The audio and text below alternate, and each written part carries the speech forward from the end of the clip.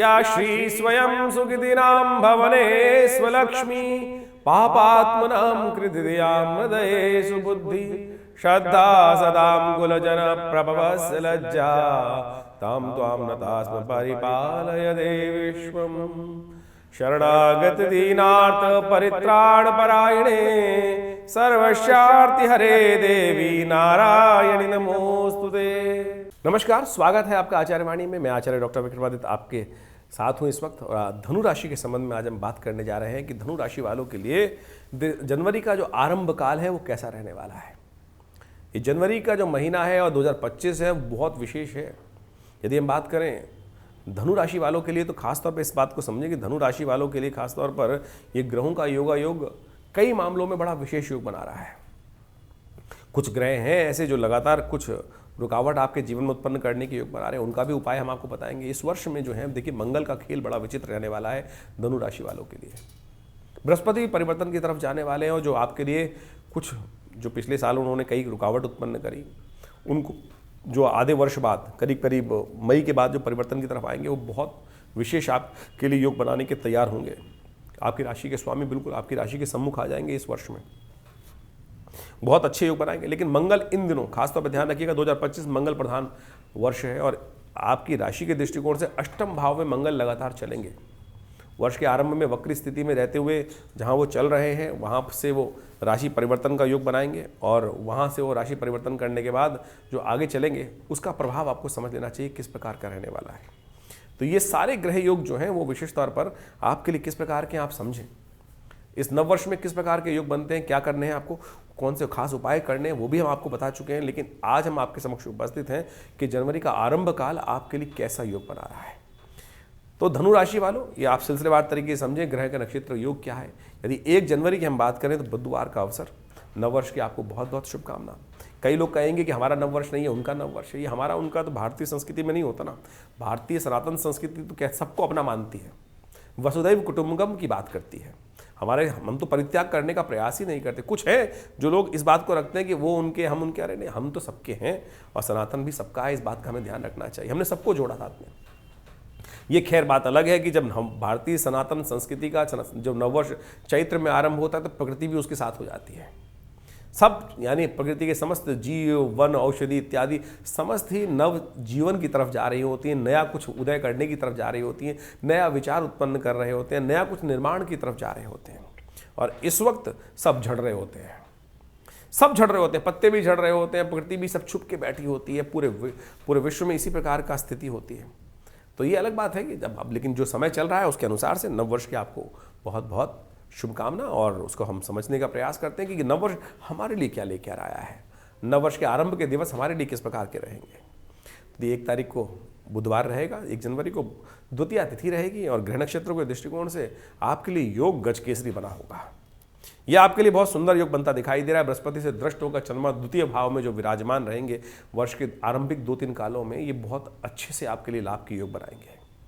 और यदि आप इस समय में नववर्ष में क्या करना चाहिए, हमारी संस्कृति दिखाती है कि हम गुरुजन को प्रणाम करें, माता पिता को प्रणाम करें, नए रेजोल्यूशंस बनाएं, ये सब बताती है ना। और ग्रह नक्षत्र भी यही दिखा रहे हैं कि यदि आप इन 2-3 दिन नववर्ष के आरंभ में अपने जीवन को शुभ करना चाहते हो तो बड़ों की बात सुनना, बड़ों का आशीर्वाद लेना, अपनी अपनी मत चलाना। इन दिनों थोड़े से आप नेगेटिव होते जा रहे हैं, अपनी अपनी जगह चला रहे हैं और उसके कारण से लोग आपको साइडलाइन करते दिखाई दे रहे होंगे। तो आप कोशिशें करें, थोड़ा विनम्र बने। और थोड़ा सा धनु राशि वालों के लिए थोड़ा विनम्र बनना मुश्किल हो जाता है।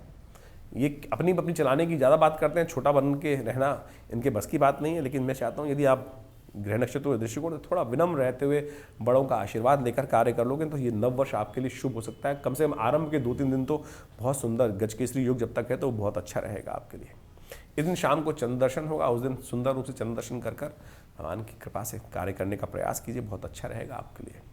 ग्रह नक्षत्र बड़े अच्छे बन रहे हैं, ये समझ लीजिए 2-3 दिन के लिए है। तो विशेष तौर पर यदि हम 2 तारीख की हम बात करें, बृहस्पतिवार का अवसर, तृतीया तिथि है इस दिन और ग्रह नक्षत्रों के दृष्टिकोण से ये समय भी आपके लिए ओवरऑल अनुकूल दिखाई देता है। थोड़ा सा एक काम कर लेना चाहिए। बृहस्पति इन दिनों आपके 6ठे भाव में विराजमान है, जो कहीं ना कहीं थोड़ा सा नेगेटिव प्रभाव उत्पन्न कर रहे हैं, थोड़ा सा अननेसेसरी की एंजाइटी को बढ़ा रहे हैं, वरीज को बढ़ा रहे हैं। तो स्वास्थ्य के मामले में थोड़ी तो हरी, वरी एंड करी, इन 3 चीज़ों को अवॉइड करने का प्रयास कीजिए। इस बात का आपको विशेष तौर पर ध्यान रखना चाहिए। अभी मई के अंतिम भाग तक यहीं रहने वाले हैं बृहस्पति, तो इनको ठीक करने के लिए एक रास्ता हम आपको बता देते हैं। बहुत सारे लोग तो अनेक पता नहीं कितने कितने खर्चे कराने का प्रयास करते हैं। हम इस कार्यक्रम के माध्यम से सरलतम उपाय जो शास्त्रोक्त दृष्टिकोण से हैं वही बताने का प्रयास करते हैं। हल्दी की गांठ मिल जाएगी आपको बाजार में। हल्दी की गांठ लाकर आप अपने बाथरूम में रख लीजिए और जब भी नहाएं, सुबह सुबह नहाते हैं तो कोशिश करें उस हल्दी की गांठ को थोड़ी देर पानी में डाल दें और उसके बाद नहाने के बाद उसी पानी से नहा लीजिए और निकाल के रख दीजिए, अगले दिन फिर डाल दीजिएगा उस गांठ को। ये उपाय बृहस्पति की नेगेटिव शक्ति को पॉजिटिव करने के लिए, स्वास्थ्य के दृष्टिकोण से भी आपकी राशि वालों के, धनु राशि वालों के लिए बहुत ज़रूरी है। इसको अवश्य आप करने का प्रयास कर लीजिए। हमारे को खासतौर पर इसको कार्यक्रम के माध्यम से आपके समक्ष रखा है, ये आपके लिए बहुत अच्छा रहेगा। 3 तारीख के दिन बात करें, शुक्रवार का अवसर, ग्रह परिवर्तन की सूचना दे रहे हैं और ये परिवर्तन आपके लिए ओवरऑल बहुत अच्छा बनता दिखाई दे रहा है। सामर्थ्य, पुरुषार्थ से लाभ प्राप्ति के योग बन सकते हैं, स्वार्थ से सिद्धि के योग बन सकते हैं। ग्रह नक्षत्र इस प्रकार का योग आपके लिए बनाते दिखाई दे रहे हैं। 3 जनवरी को शुक्रवार का अवसर रहेगा, चतुर्थी तिथि विद्यमान रहेगी और ये चतुर्थी संकटों को हरने वाली चतुर्थी है। और ऐसे में चंद्रमाई परिवर्तन करके 10 बज के करीब 45 मिनट पर तृतीय भाव में शनि और शुक्र के साथ विराजमान होते दिखाई देंगे। ये आपके लिए सुख का पदार्पण करने के योग बनाते दिखाई देंगे। ये आपके लिए अच्छा योग बना रहे हैं। ध्यान रखिएगा, बस नए कार्यों में आरंभ करने के, नए प्रोजेक्ट्स में हाथ डालने के लिए ध्यान रखिएगा, ये जो आपका दोपहर का समय रहेगा उसमें 12:23 के बाद से इस दिन भद्रा आरंभ हो जाएगी और रात्रि तक रहेगी। तो दोपहर के 12 बजे से पहले नए कार्यों को आरंभ करना हो, प्रोजेक्ट्स में हाथ डालना हो तो डाल सकते हैं। उसके बाद थोड़ा रुकिएगा, इस बात का ध्यान रखें। चतुर्थी का अवसर है, श्री गणेश का सुंदर स्तवन करें। गौरी गणेश का सुंदर पूजन कर कार्य करना आपके लिए अच्छा रहेगा। गौरी गणेश को, भगवती को लाल पुष्प और गणेश जी को पीला पुष्प अर्पित करें। ये दिन आपका शुभ बनाने के रास्ते बनाएंगे। 4 तारीख का दिन, 4 जनवरी का दिन, विशेष तौर पर शनिवार का अवसर, पंचमी तिथि इस दिन विद्यमान है और एक विशेष ग्रह आपकी राशि के दृष्टिकोण से कई जो केंद्र के भाव हैं, जो आपका विशेष तौर पर सप्तम भाव है और आपका दशम भाव है, उसके स्वामी बुध हैं और उनके स्वामी जो हैं बुध महाराज जो हैं वो परिवर्तन कर विशेष तौर पर आपके राशि के दृष्टिकोण से आपके लग्न में आ रहे हैं। 12वें भाव से निकल के लग्न में आ रहे हैं और यह सूर्य के साथ योग बनाएंगे, बुध आदित्य योग।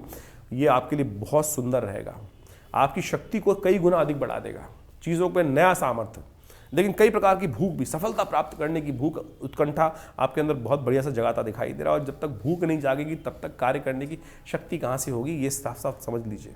शनि महाराज जहाँ पर चल रहे हैं वो थोड़ा सा आपको पीछे खींच रहे हैं, आलस्य करा रहे हैं, लेकिन बाकी सारा समस्त ग्रह, सूर्य आदित्य बुध आदित्य का योग जो बन गया है ये आपके लिए बड़ा सुंदर स्थिति कर रहा है। शनि को सुधारिए थोड़ा सा। मंगल महाराज वैसे ही थोड़ी सी हिम्मत कम कर रखें, तो बस भूख तो जाग रही है, हिम्मत भी जाग रही है। और जब काम नहीं कर पाएंगे, मंगल कमजोर होने के कारण से थोड़े आलस्य में रहेंगे, तब फिर सूर्य अग्रेसिव कर देगा, अननेसेसरी के वरी बढ़ा देगा, गुस्सा बढ़ा देगा। तो भैया थोड़ा सा उपाय करने का प्रयास कीजिए। शनिवार का अवसर है, हनुमान जी के मंदिर में इन दिनों मंगल की ताकत लगातार बढ़ाइएगा। हम आपके लिए बहुत सारे उपाय बताने वाले हैं इस कार्यक्रम में, जो मंगल आपकी ताकत कैसे बढ़ानी है।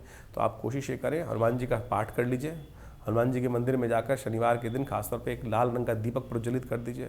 कई लोग प्रश्न करके भेजते हैं लाल दीपक क्या होता है। अरे सिंदूर जो होता है उसको खासतौर पे लाल रंग के दीपक में हल्का सा डाल दीजिए, वो लाल हो जाएगा दीपक। बस इतना सी करके चमेली के तेल में जला दीजिए। हनुमान जी के पास हनुमान चालीसा का पाठ कर लीजिए।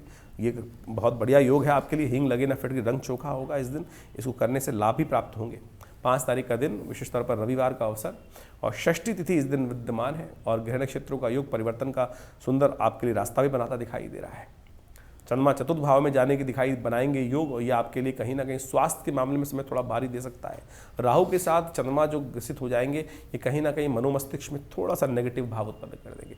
चीज़ें होते हुए भी फ्रस्ट्रेशन थोड़ी ज़्यादा उदय कर सकते हैं। राहु चंद्रमा की युति ये थोड़ी अच्छी नहीं है आपके लिए। खासतौर पर चतुर्थ भाव में बैठकर सुख में कहीं ना कहीं कष्ट देने की योग बनाएंगे। ऐसे में आवश्यकता होगी भगवती की कृपा की। माँ भगवती की सुंदर कृपा प्राप्त करने का प्रयास करें। माँ भगवती के सुंदर मंत्र सर्वमंगल मांगल्ये शिवे सर्वार्थ साधिके या देवी सर्वभूतेषु बुद्धि रूपेण संस्थिता, इस जो भी मंत्र आपको याद हो उनका स्तवन लेने का प्रयास करें। इस दिन हमने भी विवेकानंद योगाश्रम में दुर्गा जी के यज्ञ को रखा है। पहला रविवार है नववर्ष में, तो हमने विवेकानंद योगाश्रम में जो यज्ञ होता है उसमें भगवती दुर्गा का यज्ञ रखा है। आप भी उसमें सम्मिलित हो सकते हैं। दिल्ली में यदि हैं, आसपास हैं, तो रविवार को सुबह 8 बजे से लेकर करीब करीब 10 साढ़े 10 बजे तक ये कार्यक्रम चलता है। आप अवश्य इसमें सम्मिलित हो सकते हैं। और यदि दूर बैठे हैं तो अपने किसी नाम से किसी विद्वान ब्राह्मण के द्वारा कराना चाहते हैं तो उसके लिए भी सुंदर व्यवस्थाएं हैं। आप फ़ोन नंबर पर संपर्क साध कर अब इस कार्यक्रम में अवश्य सम्मिलित हूँ। माँ भगवती की सुंदर कृपा है। आश्रम में भगवती का सुंदर श्री विग्रह जो 1947 में मुल्तान से आया था वो विद्यमान है। चमत्कारिक श्री विग्रह है भगवती का। आप उनका सुंदर दर्शन करें और भगवती का सानिध्य लें। समस्त कष्ट, ये पुण्य कार्य है ना, जो अवश्य करने का प्रयास करना चाहिए। पुण्य से दूर नहीं भागना चाहिए।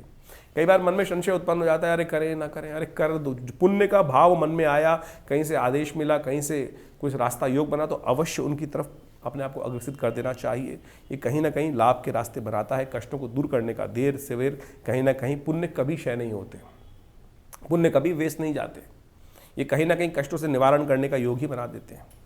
6 तारीख का दिन समझ लीजिए, सोमवार का अवसर, सप्तमी तिथि विद्यमान है और इस दिन ग्रह नक्षत्रों के दृष्टिकोण से थोड़ा सा समय आपको निकालना पड़ेगा, प्रयास करना पड़ेगा। स्वास्थ्य का ध्यान रखना पड़ेगा। सर्दी का मौसम चल रहा है, स्वास्थ्य के मामले में बहुत ज़रूरत है ध्यान रखने की। स्वास्थ्य का ध्यान रखने का विशेष तौर पर, क्योंकि प्रथम सुख निरोगी काया। ऐसे में भगवान शंकर महामृत्युंजय भगवान का ध्यान करते हुए महामृत्युंजय मंत्र से ओम हौं जुंग सह ओम भूर्भुवस्वः ओम त्र्यंबकं यजामहे सुगंधिं पुष्टिवर्धनम् उर्वारुकमिव बंधनान् मृत्योर्मुक्षीयमामृतात् स्वभुवभुवं सहजुं हों ओम। ये महामृत्युंजय मंत्र हमने आपको पूरा सुनाया। इस मंत्र का स्तवन करते हुए, इन मंत्र का उच्चारण करते हुए, या ओम नमः शिवाय का पाठ करते हुए, या ओम हंग जुंग सा लघु मृत्युंजय का पाठ करते हुए भगवान शंकर का सुबह सुबह दूध से शिवलिंग से उन पर उनका अभिषेक करें। ये बहुत अच्छा रहेगा, कष्ट निवारण करने का रास्ता बनाएगा आपके लिए। ध्यान रखिएगा, स्वास्थ्य के लिए थोड़ा ग्रह भारी चल रहे हैं इन 2-3 दिनों में। 7 तारीख मंगलवार का अवसर, ग्रह नक्षत्रों में परिवर्तन की सूचना दिखाई दे रहा है। ग्रह परिवर्तन कर आपके पंचम भाव में चंद्रमा विराजमान होने जा रहे हैं और बाकी ग्रहों का योगा योग समझ लीजिए।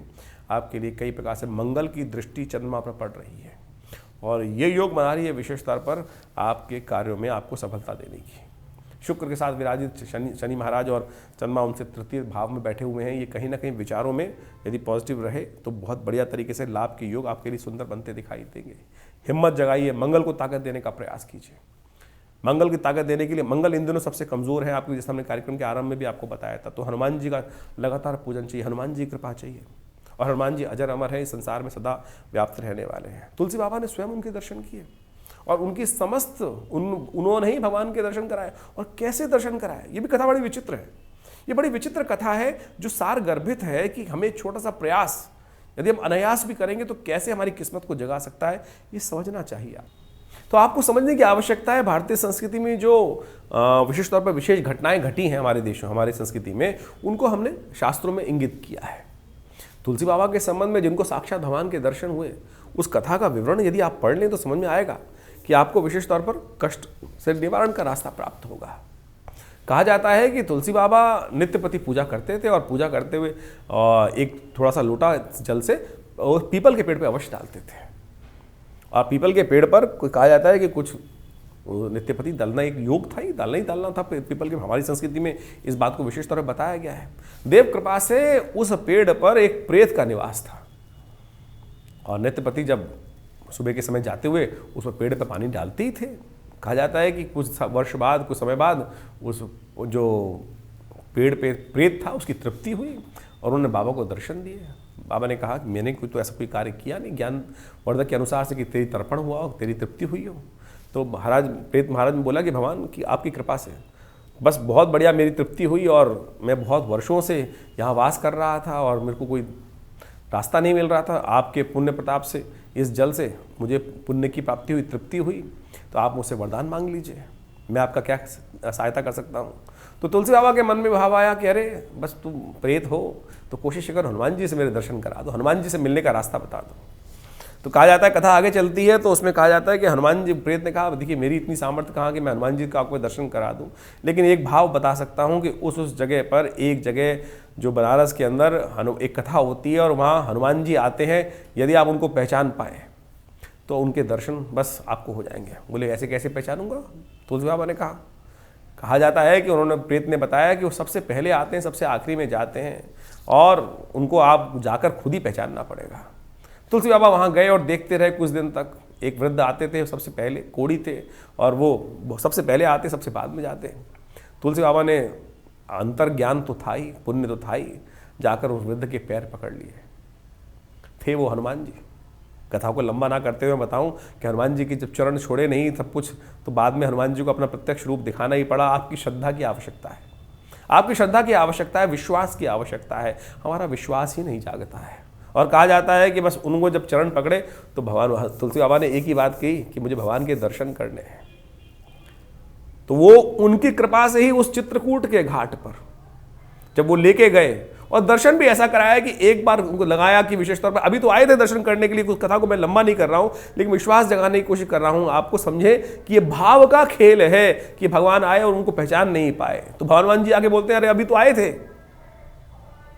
अभी तो आए थे, जिनको दर्शन नहीं किया तूने। तो कहा जाता है दोबारा फिर भगवान की कृपा से, साक्षात हनुमान जी की कृपा से, गुरुदेव की कृपा से हनुमान तुलसी बाबा को साक्षात भगवान के दर्शन हुए। और कहा जाता है कि एक बार विशेष तौर पर और काल घटनाएं समझती हैं। एक विशेष तौर पर तुलसी बाबा ने जब रामायण लिख रहे थे तो हर चीज भगवान के समक्ष रखते थे। और कई बार मन में अहंकार भी उत्पन्न हो जाता है, कई बार मन में अहंकार हो जाता है। कहा जाता है कि जब अब उन्होंने एक रामायण में एक सूक्ति लिखी और उसको लिखकर जा रहे थे आगे, और रास्ते में जाते हुए उसी जब हम कुछ लिखते हैं, क्रिएटिव करते हैं, तो क्या होता है कि हम 24 घंटे उसी विचार में मनोमस्तिष्क को लगाए रहते हैं, उसी विचार को मन में लगाए रहते हैं। कहा जाता है कि तुलसी बाबा ने उस दिन वो एक पद्य लिखा था। तो तुलसी बाबा ने पद्य लिखा था, सिया राम में सब जग जानी, करहूं प्रणाम जो रिजुग पानी। सिया राम में सब जग जानी, वही मंत्र, वही भाव रखा। अरे क्या लिखा गया, सब कुछ है भगवान की कृपा से। तो लेकिन कहा जाता है कि इसी भाव में लाल लंगोटी पहनते थे। कथा बड़ी प्रसिद्ध है, लोगों ने शायद समझ नहीं आओ, बहुत बात सुनी भी होगी। तो जा रहे थे रास्ते में एक बालक आया छोटा। उस छोटे बालक ने कहा, अरे बाबा आगे मत जाओ, आगे दो सांड लड़ रहे हैं। अब तुलसी बाबा ने वो भाव लिखा था, सिया राम में सब जग जानी, करहूं प्रणाम जो रिजुग पानी। यानी सिया राम में, इस संसार में सब कुछ सिया राम में है। तो काय को बोले, इनसे काय डरना है। अब सामने दो सांड आपस में लड़ रहे थे और उन्होंने तो कहा, नहीं ये भी भगवान सिया राम में है। अब सांड ने देखा कि लाल लंगोटी पहन कर कोई आ रहा है, तो जो सुताई हुई, कहा जाता है कि जिस पास भाव हुआ तो वापस आए, बोले जब लगा गई चोट, वापस आए, बोले फाड़ने लगे, ये गलत लिखा मैंने, ऐसा नहीं, ये कुछ और लिखना है। कहा जाता है हनुमान जी स्वयं आके पकड़ लिए हाथ, बाबा के हाथ पकड़ लिए। हनुमान जी ने आकर, अरे गलत नहीं लिखा तूने, ठीक लिखा। बोले कहाँ, ये जब सामने सिया राम में सब जग जानी। बोले बाबा, अरे बाबा सुनो, कि जब एक बालक ने आके तुम्हारे हाथ को पकड़ा था, कि कहा था, समझाया था कि आगे मत जाओ, तो उसमें तो तुमने सिया राम में नहीं जाना जग में, तो वो भी तो सिया राम में थे। भगवान ने आके समस्त तुम्हारे सामने उनको हाथ पकड़ के रोकने का प्रयास किया, तब तुमके मन में भाव नहीं उत्पन्न हुआ। क्यों? क्योंकि वो भाव, नेत्र जो है, हमारे जो विचार है, हम सही चीज को हर जगह देख नहीं पाते। कारण तो यही है। तो ये समझे कि हमारे समर्पण की आवश्यकता है। तो हम इस भाव को हमें समझने का प्रयास करना चाहिए कि ये सब चीजें बिल्कुल शुद्ध रूप से हैं, बिल्कुल। तो अहंकार कई बार हो जाता है।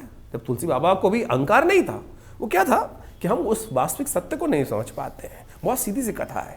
तो इस कथा के माध्यम से आप समझें समर्पण की आवश्यकता है। तो ग्रह नक्षत्रों के दृष्टिकोण से जो ग्रहों का योगायोग चल रहा है वो चलेगा, बिल्कुल चलता रहेगा। तो इसलिए कोशिश ये करें अपने जीवन में समर्पित भाव से। बड़ा सुंदर योग बन रहा है, अष्टमी तिथि का सुंदर योग है, साथ में मंगलवार पड़ रहा है और इस बार का वर्ष भी मंगल से आरंभ हुआ है। तो हमने इस मंगलवार पे विशेष तौर पर 7 तारीख को मंगलवार जो पड़ रहा है, आश्रम में सुंदर कांड का सुंदर पाठ रखा है। शाम के समय रहेगा, सर्दी है, लेकिन भगवान की कृपा से सुंदर पाठ रहेगा। तो आप भी इसमें सम्मिलित हों। देखिए, मंगल का ग्रह का योग इस बार बिल्कुल ठीक नहीं चल रहा है। मंगल क्षीणस्थ अवस्था में है। जो ग्रह विशेष तौर पर अंतर्द्वंद उत्पन्न कर रहे हैं, शनि पर पूरी दृष्टि डाल रखी है और पुरुष में विश्व में कोलाहल होने के योग बना रखे हैं। और इस बार मंगल विशेष तौर पर अभी वक्री होंगे, चल रहे हैं, फिर मार्गी होंगे, फिर आगे चलेंगे और फिर पुनः वापस में दूसरी राशि में जाकर फिर पुनः इसी वर्ष में कर्क राशि में वापस आ जाएंगे। तो मंगल को थोड़ी शक्ति, और ये संसार, ये समय जो है विशेष तौर पर मंगल प्रधान ही वर्ष है। तो मंगल की पॉजिटिव आवश्यकता है। नेगेटिव जो मंगल योग चला रखे हैं उसको पॉजिटिव करने के लिए कृपा चाहिए हनुमान जी की। तो हनुमान जी कृपा प्राप्त करने के लिए आप इसमें यज्ञ में अवश्य सम्मिलित हों। भगवान की कृपा से आप स्वयं भी घर बैठ के करें, नहीं टाइम, अगर टाइम है तो आश्रम पे भी आ जाइए। विवेकानंद योगाश्रम में ये कार्यक्रम रहेगा और प्रभु कृपा से सुंदर भगवान का भजन आनंद भाव से। सिद्ध तीर्थ है, मनोकामना सिद्धि मंदिर हनुमान जी का है, जिसमें पिछले सदगुरु आचार्य श्री कृष्ण देव जी के महाराज से हाथ से ये प्रतिष्ठित मूर्ति है। उनको सबसे पहली सिद्धि हनुमान जी की कृपा हुई थी। जब हनुमान जी का उनको एक महात्मा ने मंत्र दिया बाल्यकाल में, और उन्होंने हनुमान जी की मूर्ति के समक्ष बैठकर सिद्धि प्राप्त करी, जो हनुमान जी कान में आके स्वयं वो जो भी पूछते थे बता देते थे। ये सुंदर स्थिति हनुमान चालीसा ही प्राप्त हुई है। उन्होंने अपनी जीवनी में स्वयं लिखा है पिताश्री आचार्य श्री केशव देव जी महाराज ने। तो आप समझे, तो हम तो इस कार्यक्रम को बताते ही रहते हैं आपको, तो अवश्य आप इसमें ज्वाइन कर सकते हैं और पूरी डिटेल्स फ़ोन नंबर्स पे लेकर आप अवश्य आइए। तो धनु राशि वालों, 7 तारीख के बारे में आपने महत्व समझा। देखिए कितना सुंदर अष्टमी का योग, साथ साथ में मंगलवार, और ऐसे में सुंदर रूप से हनुमान जी का सुंदर स्तवन करें, सुंदरकांड का पाठ करें, मंगल का नेगेटिव प्रभाव दूर करने के। देखिए ग्रह तो कहीं ना कहीं परिवर्तन की तरफ जाएंगे ही, और हमारे पुण्य ही हैं जो उन ग्रहों के अशुभ प्रभाव को शुभ लाभ देने की योग बना सकते हैं। तो इस बात को हमें समझ लेना चाहिए। कई बार जब ग्रह भारी चल रहे होते हैं ना, तो अच्छी बात भी खराब लगने लगती है। हम देखते हैं किस प्रकार से लोग कई बार होते हैं, अरे कुछ नहीं होने वाला, सब कुछ इसी से होने वाला है। किसी के कर्म करने से कुछ नहीं होता, इस बात को ध्यान रख लें। प्रभु की कृपा से, जा पर कृपा राम की हुई, ता पर कृपा करहीं सब कोई। इसलिए विनम्रता अपने जीवन में स्थान देने का प्रयास करें और मूर्खों का सानिध्य त्यागने का प्रयास करें, तो अच्छा रहेगा आपके लिए। क्योंकि इस संसार में बहुत सारे लोग जो हैं, जो आपके लिए मनोमस्तिष्क में अधर्म की बात ज़्यादा जगाते हैं। धर्म की तरफ जगाना, श्रुति को ऊर्ध्वगामी बनाना बहुत मुश्किल है, और श्रुति तो नीचे की तरफ भागती बहुत जल्दी से है, यानी गलत तरफ की तरफ तो व्यक्ति बहुत जल्दी आकर्षित हो जाता है। लेकिन पुण्य कार्य करने के लिए लगती है मेहनत, ग्रेविटेशनल फोर्स के अगेंस्ट काम करना पड़ता है, गुरुत्वाकर्षण के अगेंस्ट जाकर काम करना पड़ता है। कितनी शक्ति चाहिए उसके लिए, इसीलिए वो छोटा सा पुण्य कार्य भी बड़ा मेहनत का होता है। इसलिए पुण्य को कहा गया ना, बड़ा छोटा सा पुण्य भी कई गुना अधिक, क्योंकि वहाँ शक्ति लगने वाली है, प्रयास लगने वाला है, कर्म सुदृढ़ होने वाला है। तो इस बात को ध्यान रखते हुए कार्य करें। इसलिए हमारे यहाँ हमने कार्यक्रम के माध्यम से आपके समक्ष जो बात रखी है उसको अच्छे से समझ के काम करेंगे तो बहुत अच्छा रहेगा। 8 तारीख की बात कर लेते हैं। बुधवार का अवसर, नवमी तिथि विद्यमान है, नवमी तिथि है, और ग्रह नक्षत्रों के दृष्टिकोण से ये बुधवार का ग्रह योग जो बन रहा है आपके लिए विशेष तौर पर कई प्रकार से आपके कार्य में कोई लाभ परेशान करने का प्रयास करे, कोई नहीं कर सकता, ऐसे योग बन रहा है आपके लिए। तो निर्द्वंद भाव से परेशान ना हो और शुद्ध भाव से काम करने का प्रयास करें तो आपके लिए बहुत सुंदर रास्ता बनेगा। तो यानी किसी की लाख, वो का पुरानी कहावत है ना, साधु हाथी चल बाजार में कुत्ता भौंक हजार, तो भौंकेंगे जरूर लोग आपके कष्टों को आपको देने के लिए। उनमें अगर फंस गए तो फिर टाइम खराब होगा। और ये बेला जो प्राप्त हो रही है आपके ग्रह के दृष्टिकोण से शुभ लाभ की योग है। रवि योग विद्यमान है आज आपकी राशि के दृष्टिकोण से, बहुत सुंदर है। तो आनंद भाव से कार्य करिए, कोई चिंता नहीं, बढ़िया सुंदर ग्रह योग बन रहे हुए आपके लिए। 9 तारीख की दिन बात करें, बृहस्पतिवार का अवसर, दशमी तिथि, और ये तिथि भी आपके लिए शुभ सूचना ही लेकर आई है।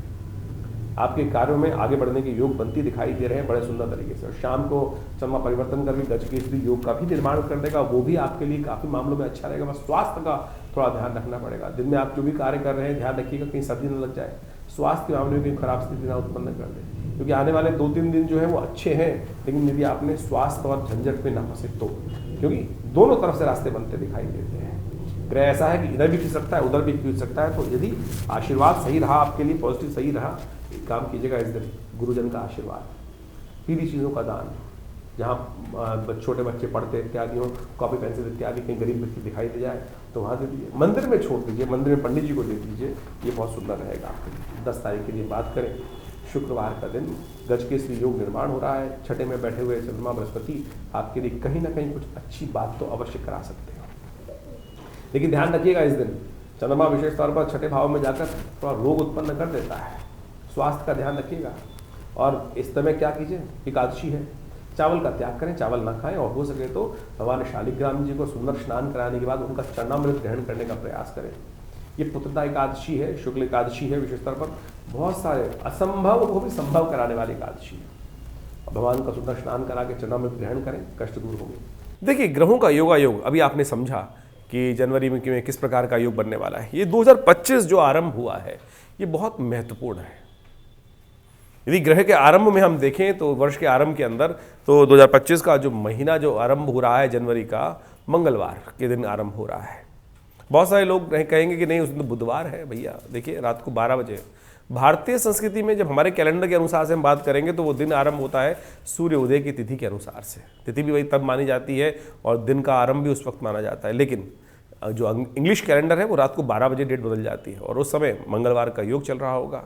और साथ साथ जो 9 नंबर 2025 का नंबर भी 9 आता है, तो ये दोनों मंगल के प्रतीक माने जाएंगे। और मंगल इस वर्ष विशेष तौर पर जो योगा योग बना रहा है वो बहुत उठापटक वाला बना रहा है और 2025 के अंदर यदि ग्रहों के दृष्टिकोण से आप देखें तो शनि और उसके आरंभ में देखें, शनि और शुक्र की युति जिस प्रकार से और उस पर मंगल की दृष्टि है, ये विश्व के अंदर कोलाहल उत्पन्न करने के योग देती है, अशांति को बढ़ाती है, तनाव को बढ़ाती है। और 2025 में कई प्रकार की और भी ग्रहों का योग जो है, अब इंडिविजुअल आपकी राशि के दृष्टिकोण से तो आपने समझा, लेकिन जनरल तौर पर आपको ये समझ लेना चाहिए जो ग्रहों का योग जो है 2025 के अंदर कई प्रकार की स्थिति तनाव युक्त विश्व को की तरफ ले जाने का प्रयास कर सकता है। ऐसे योग बन सकते हैं जैसी एक महामारी अभी कुछ वर्ष पूर्व गई, वैसे ही कुछ ना कुछ और भी नए विस्फोटक योग इस वर्ष में दिखाई देते हैं जो विश्व में कहीं ना कहीं नई परेशानी को उत्पन्न करने की स्थिति उत्पन्न करेंगे।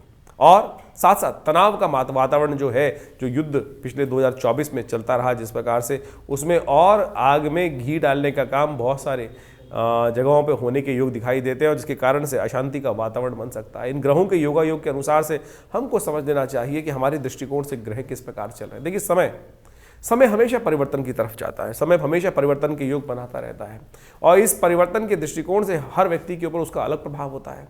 ऐसा नहीं है कि जब विश्व में कहीं ना कहीं कष्ट हो रहा होता है तो सभी परेशान होते हैं, कहीं ना कहीं किसी का भाग्य भी जागता है, बहुत सारे लोग भाग जागते हैं और बहुत सारे लोगों के लिए नुकसान के योग बनते हैं। वो सारा का सारा आपके ग्रह गोचर के दृष्टिकोण से आपको समझ में आना चाहिए। 2025 में शनि की युति किस प्रकार से है वो हमने आपको एक अलग से आपकी राशि के दृष्टिकोण से पूरा उसका डायलॉग एक उपस्थित किया था, जिसके अंदर हमने बताया था, समझाया था कि शनि इस बार जो है परिवर्तन के योग बना रहे हैं और ये 2025 वो ऐसा वर्ष है जिसमें समस्त ग्रह परिवर्तन की तरफ जाने वाले। कोई भी एक ग्रह, यानी नवग्रहों के अंदर आमतौर पर विश्व हमेशा वर्ष में ऐसा ही होता है कि कुछ ग्रह बदलते हैं, कुछ ग्रह अपने भाव में स्थिर रहते हैं, अपने ही ग्रह में चलते रहते हैं। लेकिन इस 2025 में समस्त ग्रह परिवर्तन की तरफ जाने वाले हैं, समस्त ग्रह परिवर्तन का युग बनाने वाले हैं और ये परिवर्तन युग जो है, ये विशेष तौर पर वर्ष जो है परिवर्तन युक्त ही रहने वाला है। मंगल विशेष तौर पर पुरुषार्थ की ग्रह है और इस मंगल वाले ग्रह में 2025 में जो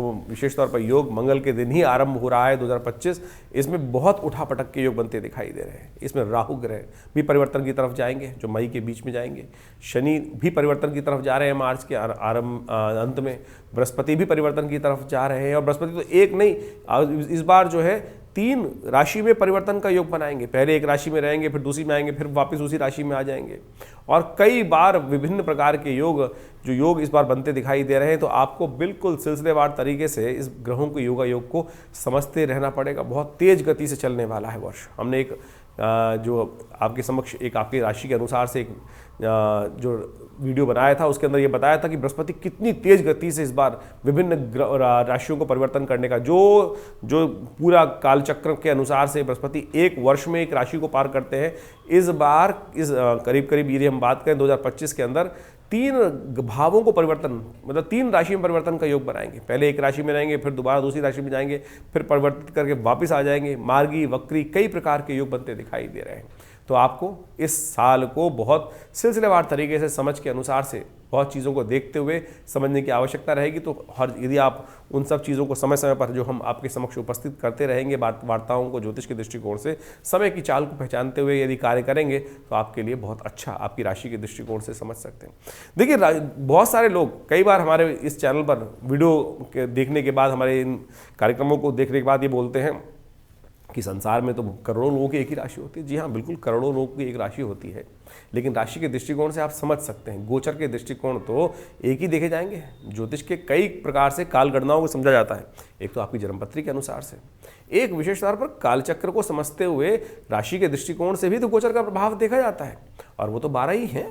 तो उसके दृष्टिकोण से बहुत कुछ जाना जा सकता है, बहुत कुछ समझा जा सकता है। जैसे इसको ऐसे समझ लें, बहुत सारे लोग इस प्रकार के समझने का हम प्रयास कर सकते हैं। बारिश तो एक क्षेत्र में हो रही है, अब जिस प्रकार का जिसका घर है उस प्रकार का प्रभाव होगा। तो ये किसी के पास अच्छा मकान है, बढ़िया है, खूब बढ़िया तरह से सुंदर व्यवस्थाएं है, तो उसके लिए बारिश आनंददायक हो सकती है। लेकिन वही व्यक्ति जो झोपड़ी में बैठा है उसके लिए वही वर्षा जो है वो कष्टकारी योग बना सकती है। ये डिपेंड करता है कि आपकी ग्रह योग दशा किस प्रकार की चल रही है, दशाएं किस प्रकार की चल रही हैं, अंतर दशाएं किस प्रकार की चल रही हैं और ग्रहों के योगायोग जन्म में आप जब पैदा हुए थे उस समय किस प्रकार के अपने पूर्व जन्म के अनुसार से कर्म के अनुसार से लिखवा के लाए हैं। इसीलिए जन्मपत्री को बहुत अच्छे से विश्लेषण करने की आवश्यकता होती है और हम समय समय पर आपके समक्ष जो ये ग्रह गोचर का प्रभाव उत्पन्न करते हैं उसको तो आप बिल्कुल प्रत्यक्ष रूप से समझ सकते हैं। कई बार एक प्रश्न और लोगों के मन में आता है और बहुत सारे लोग एक बात कहते हैं, हम कौन सी राशि को माने।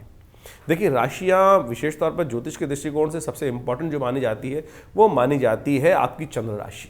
जहाँ आपके जन्म के अनुसार से चंद्रमा विराजमान है राशि में, वहाँ वो चंद्र राशि में मुख्यतः मानी जाती है। इसके अलावा भी आपका लग्न में कौन सी राशि विराजमान है उसका भी प्रभाव देखना चाहिए। हम ज्योतिष को जब पूरी जन्मपत्री को देखते हैं ज्योतिष के दृष्टिकोण से, तो हर चीज़ को एनालाइज करने का प्रयास करते हैं।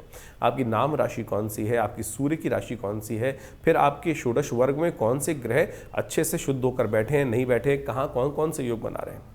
राशि के दृष्टिकोण से एक ब्रॉडर कैटेगरी में आइडिया तो मिल ही जाता है बहुत सारी चीज़ों को समझने के लिए, और उसका प्रभाव भी वह प्रत्यक्ष रूप से होता है। तो इस बात को हम समझें।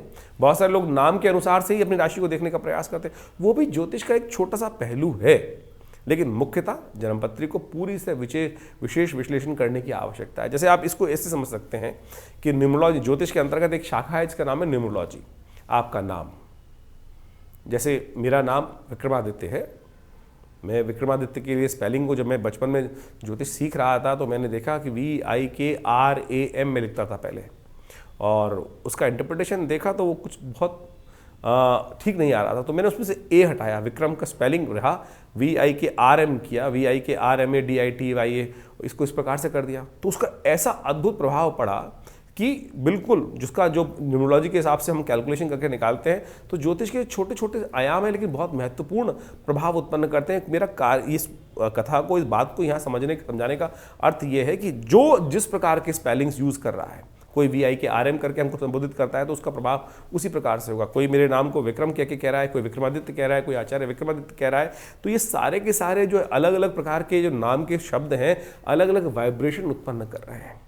जो अच्छा होगा उसका वाइब्रेशन पॉजिटिव निकलेगा, जिसका जितना परसेंट जो वाइब्रेशन पॉजिटिव वाला यूज हो रहा है उसका उतना परसेंट रिजल्ट है। तो इसी प्रकार से आप समझ लीजिए कि आपकी राशि को महत्वपूर्ण तरीके से हमें एनालाइज करने की जरूरत है। एनालाइज ये करें कि आपका जो ग्रह गोचर है कौन सा कुंडली प्रभावी है। कई बार हम देखते हैं जन्मपत्री लोग दिखाने आते हैं, जन्मपत्री से योगी नहीं बन रहे होते, चंद्र कुंडली को यदि उस प्रकार से देखा जाए तो वहाँ वो सारा का सारा मैच कर रहा होता है। तो कौन सा ग्रह प्रभावी है, कौन सी कुंडली से प्रभाव निकल रहा है, सूर्य कुंडली से, षोडश वर्ग से, कहाँ कारकान से, अमात्य कारक से, तो इन सब चीज़ों को हमें अच्छे से ज्योतिष के दृष्टिकोण से एक एक चीज़ की विवेचना कर लोगों के भाग्य के संबंध में उसकी जो बात है हमें समझने का प्रयास करना चाहिए। ज्योतिष बिल्कुल प्रत्यक्ष है, कहीं कोई कपोल कल्पित नहीं है। कुछ लोग हैं जो तथाकथित तौर पे आपको हास परिहास उड़ाने का प्रयास करते हैं। जैसे आप समझें, विश्व के अंदर बहुत सारे रास्ते हो सकते हैं, किसी के लिए कोई अच्छा है, किसी के लिए कोई अच्छा है, किसी के लिए कोई अच्छा है। इसको ऐसे समझ सकते हैं कि विश्व में दुनिया में काम करते हैं, कोई कूड़े का काम करता है, कोई हवा का काम करता है, कोई पानी का काम करता है, कोई पेट्रोल का काम करता है, कोई डीजल का काम करता है, किसी और तेल का काम करता है, और इन सब क्षेत्रों में लोगों ने पैसे कमाए हैं, लेकिन इन्हीं सभी क्षेत्रों में बहुत सारे लोगों ने पैसे गंवाए भी हैं। अब ये समझें कि आपके लिए कौन सा क्षेत्र, आपके दृष्टिकोण से आपके लिए कहाँ कोई मिसमैच हो रहा है। इसको इस प्रकार से और समझ सकते हैं कि एक व्यक्ति है जिसने बहुत सारे लोगों की हेल्प करी और उसके साथ उसकी बहुत सारे लोगों की दोस्ती बनती है, लेकिन कुछ लोगों से उसकी ट्विनिंग जो अच्छा सा संबंध है स्थापित नहीं हो पाता। हम लाख प्रयास कर लें लेकिन वो संबंध व्यक्तियों के साथ हमारे संबंध स्थापित नहीं हो पाते हैं। वो एक इंटरनल पर्सोना है, कहाँ किसका संबंध किस प्रकार से बनना है। तो इस प्रकार को आपको अच्छे से ज्योतिष के दृष्टिकोण से एक एक चीज़ को एनालाइज करने की ज़रूरत होती है। इसलिए इस बात को हम समझें कि ज्योतिष में लोग लाख विचित्र विडंबनाएं उत्पन्न करें। व्यक्ति परेशान होता है बहुत सारा, तो कई बार अपशब्द भी लिख देते हैं बहुत सारे लोग, तो कि कुछ नहीं होता है, मैं इतने साल से ये कर रहा हूँ, ये कर रहा हूँ। अब भैया कर्म के अनुसार से, भाग्य के अनुसार से कार्य करने की ज़रूरत है। बहुत सारे लोग छोटा सा काम करते हैं और उससे कहाँ पहुँच जाते हैं। उनके पूर्व जन्म का प्रारब्ध है जो उनके साथ चल रहा है, पुण्यों का अकाउंट है जो उनके साथ चल रहा है, वो हमें दिखाई नहीं देता है। तो इसलिए अपने इस शुभ जीवन में हम आपको ज्योतिष के दृष्टिकोण से बहुत सारी बातें बताते हैं। बहुत सारे लोग तो ये भी कहते हैं कि आप ज्योतिष में पंचांग बता रहे हैं या ज्योतिष बता रहे हैं। अरे भाई, ज्योतिष, वैदिक ज्योतिष को समझने का प्रयास करो। ज्योतिष के दृष्टिकोण से हम अनेक प्रकार के निदान की तरफ जाने का प्रयास करते हैं। जो पंचांग है वो भारतीय संस्कृति को सनातन पद्धति के अनुसार से हमारे पुराणों को साथ जोड़ के चलता है। ज्योतिष पुराणों से अलग हो ही नहीं सकती, वेद से अलग हो ही नहीं सकती है। वेद का अंतिम भाग वेदांत ही है, और वो उपनिषद इत्यादि में इन सब चीजों में उन सब चीज की गणनाओं की वर्णन मिलता है। और ज्योतिष को वेद से अलग कैसे कह सकते हो? कई लोग तो कहते हैं कि ज्योतिष के दृष्टिकोण से आप कथा सुना रहे हैं या कुछ और कर रहे हैं। भाई मेरे समझो, ज्योतिष जो है वो वेद का ही अंग है। ज्योतिष वेद के, हमारे यहाँ ज्योतिष भारतीय सनातन संस्कृति के अंदर ऐसा नहीं है कि आंख का डॉक्टर अलग, कान का डॉक्टर अलग, मुख का डॉक्टर अलग और पेट का डॉक्टर अलग, साइकियाट्रिस्ट अलग। हमारे यहाँ विद्वान उसको कहा जाता है जो समस्त 6 शास्त्रों का ज्ञाता हो। वो व्याकरण हो गया, वैद्य हो गया, निरुक्त हो गया, इन सब चीज़ों को आप समझने की आवश्यकता है। तो केवल व्याकरण का आचार्य होकर लोग व्यक्ति यदि व्याख्या करेगा और ज्योतिष का उसको गणना है ही नहीं। हर चीज में थोड़ा थोड़ा अध्ययन होना चाहिए, चीज जिसके बाद आप एक शास्त्र को समझ सकते हैं। तो हमने प्रयास किया है अपने छोटे से ज्ञान के माध्यम से। बहुत बड़ा तो ज्ञान किसी के मेरे पास शायद नहीं हो सकता, लेकिन जितना मैंने अपने गुरु आचार्य श्री केशव देव जी के सानिध्य में रहकर हमने समझने का प्रयास किया, उसी के माध्यम से आपको थोड़ा बहुत समझाने का प्रयास करते हैं। आशा करते हैं उससे आपको लाभ मिल सकता है। लेकिन हम जो भी तरीके हैं बहुत सीधे तरीके से आपके समक्ष रखने का प्रयास करते हैं और बहुत सारी बातों को आपके समक्ष रखने का प्रयास करते हैं और उनको समझेंगे तो बहुत अच्छा रहेगा। दिल्ली में हमने विवेकानंद योगाश्रम ये संस्थान मेरे पिता आचार्य श्री केशव देव जी महाराज ने इसीलिए बनाया था कि हम इन सब चीज़ों को शोध कर संसार के समक्ष रख सकें। और उसी क्षेत्र में हमने कार्य करते हुए मुद्रा विज्ञान, यज्ञ विज्ञान, योग विज्ञान, आयुर्वेद, योग, भारतीय संस्कृति, प्राकृतिक चिकित्सा इत्यादि में समस्त पे कार्य कर रहे हैं हम। करीब करीब 50 से ऊपर पुस्तकें हमारे आश्रम की तरफ से, संस्थान की तरफ से प्रकाशित की गई और वो सब एक एक विषय में इतना ज़बरदस्त कार्य कर रही हैं, चाहे वो ध्यान योग हो, कुंडलनी योग हो और अनेक प्रकार के मार्ग हो। और हम समय समय पर पूरे विश्व में जगह जगह पे जाकर इन भारतीय संस्कृति को प्रचार प्रसार करने का भी कार्य करते ही रहते हैं। तो आप इस बात को सही से समझें और विभिन्न आश्रम में जो कार्यक्रम होते हैं उसमें भी आप सम्मिलित हो सकते हैं। उसके लिए जो आश्रम में कार्यक्रम चलते हैं उसका सागर जगह जगह हम आपको निमंत्रण इत्यादि देने का प्रयास भी करते रहते हैं। जिस प्रकार से अभी इस जनवरी के प्रारंभ के अंदर बहुत सारे कार्यक्रम होंगे, सुंदरकांड के कार्यक्रम रहेंगे, साथ साथ यज्ञ इत्यादि हर रविवार को सामूहिक तौर पर जो उसमें बैठते हैं उसका भी सादर निमंत्रण हम आपके साथ साझा करते रहते हैं और उसमें आप आकर स्वयं यज्ञ में भाग ले सकते हैं। और एक बात और समझिए कि बहुत सारे लोग तो इस प्रकार से कह देते हैं कि भैया आप कुछ धन उपार्जन करने के लिए ये सब तरीके अपना रखे। हमारे आश्रम में जो यज्ञ संडे इत्यादि में रविवार में होते हैं उनमें हम कोई किसी से शुल्क नहीं रखते, कोई मेंबरशिप नहीं रखते, कुछ भी नहीं रखते। जो आके बैठना चाहते हैं वो स्वयं बैठ सकते हैं, उसके अंदर बैठें, ना तो आपको कोई पैसा देने की आवश्यकता है। हाँ, अगर आप किसी के अपने द्वारा खुद नहीं आ पा रहे हैं, किसी पंडित जी को बैठाना चाहते हैं तो उसके लिए तो दक्षिणा उस बेचारे पंडित जी को तो देना ही पड़ेगा ना, तो उसके लिए जरूर व्यवस्था की जाती है। लेकिन यदि आप स्वयं आना चाहते हैं तो हमारे किसी भी कार्यक्रम में जो बहुत सारे कार्यक्रम, चाहे वो सुंदरकांड चल रहा है, चाहे वो आपको जिस समय से बताया जाता है, उसमें कोई किसी से किसी प्रकार से भी कोई दक्षिणा, धन इत्यादि आश्रम की तरफ से नहीं लिया जाता। और एक बात और, बहुत सारे लोग आज हमारे पास सूचना आती रहती है कि कोई हमारे नाम से बात कर लेते हैं व्यक्तियों से, और तो इस बात का ध्यान रखिए। हमारे आश्रम का दिल्ली में केवल हमारा एक ही आश्रम है जो विवेकानंद योग आश्रम में है और हमारी तरफ से कभी किसी को कॉल नहीं किया जाता है। और कोई अगर कोई कह के हमारे नाम से आपसे बात कर रहा है तो इस बात से सावधान रहे कि हमारे पास कई प्रकार इस प्रकार की बहुत सारी सूचनाएँ आती हैं और हम उसमें देखिए हम प्रयास ही कर सकते हैं आपको अवगत कराने का। इसके अलावा तो आप खुद बुद्धिमान व्यक्ति हैं, खुद बुद्धिमान हैं, तो इसलिए संसार में आज क्या क्या स्थिति चल रही है तो उसके लिए आपको खुद सतर्क रहना पड़ेगा। और ये संस्थान आपके लिए हमेशा साथ में काम करने के लिए बना है। दिल्ली में आप जब भी आएँ आप सादर आमंत्रित हैं विवेकानंद योगाश्रम में, जो हम समय समय पर कार्यक्रम रहते हैं उसका निमंत्रण भी हम आपके साथ साझा करते रहेंगे। धन्यवाद, नमस्कार।